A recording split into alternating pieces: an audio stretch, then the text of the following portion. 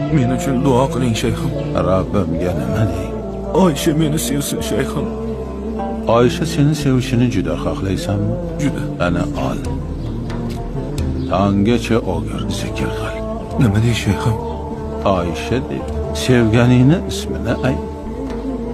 Tonggacha bizni chillaxonada Oysha zikrini qil. Alloh asrasin. Shayxim, Oysha xudo emas-ku. Shuni aytyapman o'g'lim. Tonggacha Oysha, Oysha deb zikr aytsang ham u seni eshitmaydi. Ammo bu olovda, ichingdagi bu to'fonda bir bor Alloh desang u seni eshitadi. Zero insonlar faqatgina ovozingni, Alloh esa qalbingni eshitadi.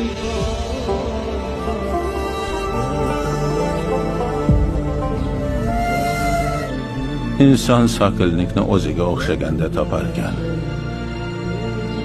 Bular ham oshiq.